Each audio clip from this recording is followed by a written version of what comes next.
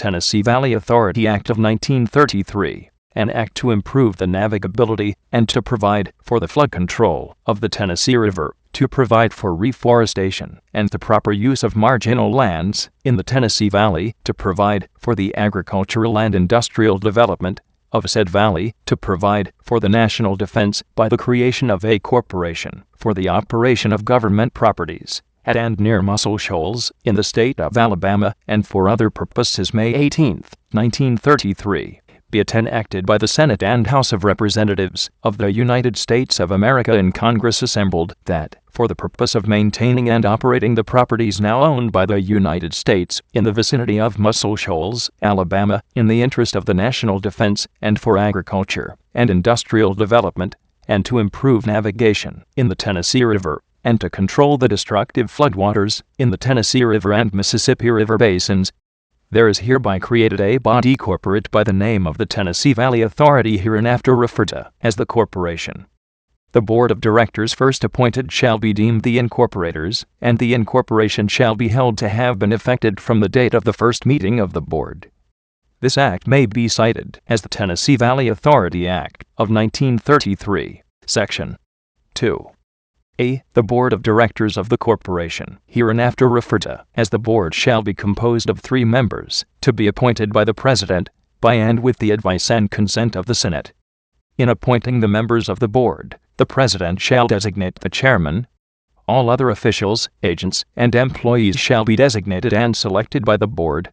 B. The terms of office of the members first taking office after the approval of this act shall expire as designated by the president at the time of nomination, 1 at the end of the 3rd year, 1 at the end of the 6th year, and 1 at the end of the 9th year, after the date of approval of this act.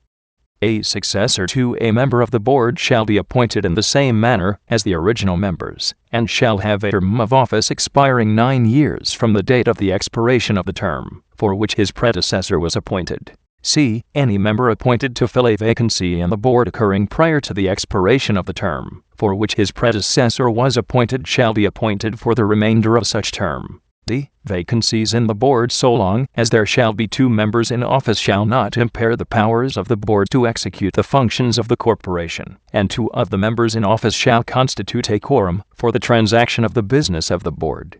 E. Each of the members of the board shall be a citizen of the United States and shall receive a salary at the rate of $10,000 a year, to be paid by the corporation as current expenses.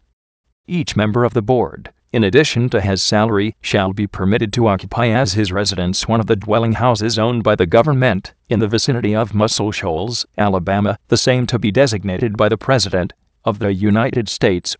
Members of the board shall be reimbursed by the corporation for actual expenses, including traveling and subsistence expenses, incurred by them in the performance of the duties vested in the board by this act.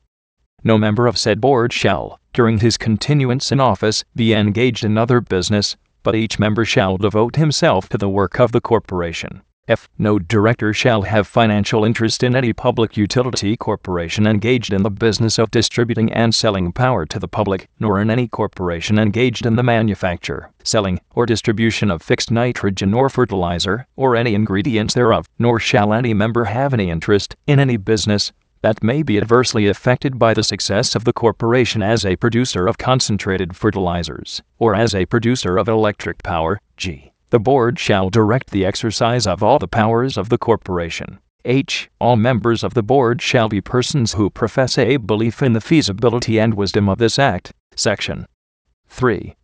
The board shall, without regard to the provisions of civil service laws applicable to officers and employees of the United States, appoint such managers, assistant managers, officers, employees, attorneys, and agents as are necessary for the transaction of its business, fix their compensation, define their duties, require bonds of such of them as the board may designate, and provide a system of organization to fix responsibility and promote efficiency.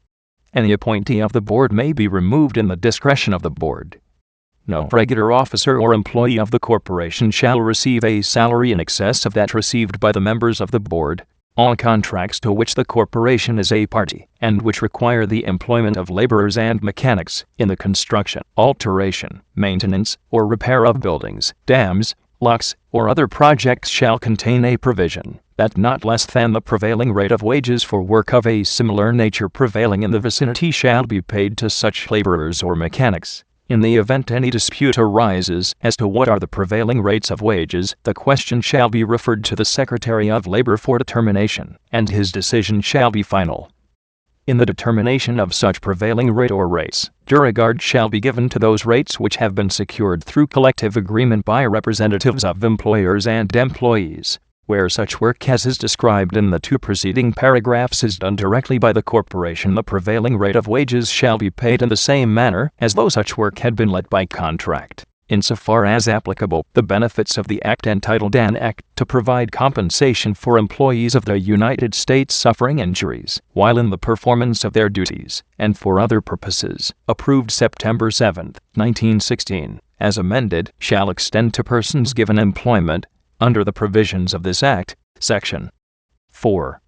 Except as otherwise specifically provided in this Act, the corporation A. shall have succession in its corporate name, B. may sue and be sued in its corporate name, C. may adopt and use a corporate seal, which shall be judicially noticed, D. may make contracts, as herein authorized, E. may adopt, amend, and repeal bylaws, F. may purchase or lease and hold such real and personal property as it deems necessary or convenient in the transaction of its business, and may dispose of any such personal property held by it. The board shall select a treasurer and as many assistant treasurers as it deems proper, which treasurer and assistant treasurers shall give such bonds for the safekeeping of the securities and monies of the said corporation as the board may require, provided that any member of said board may be removed from office at any time by a concurrent resolution of the Senate and the House of Representatives. G. shall have such powers as may be necessary or appropriate for the exercise of the powers herein specifically conferred upon the corporation. H. shall have power in the name of the United States of America to exercise the right of eminent domain, and in the purchase of any real estate, or the condemnation of real estate by condemnation proceedings, the title to such real estate shall be taken in the name of the United States of America, and thereupon all such real estate shall be entrusted to the corporation, as the agent of the United States, to accomplish the purposes of this Act. I. shall have power to acquire real estate for the construction of dams, reservoirs, transmission lines, powerhouses, and other structures, and navigation projects at any point along the Tennessee River or any of its tributaries, and in the event that the owner or owners of such property shall fail and refuse to sell to the corporation at a price deemed fair and reasonable by the board, then the corporation may proceed to exercise the right of eminent domain and to condemn all property that it deems necessary for carrying out the purposes of this Act, and all such condemnation proceedings shall be had pursuant to the provisions and requirements hereinafter specified, with reference to any and all condemnation proceedings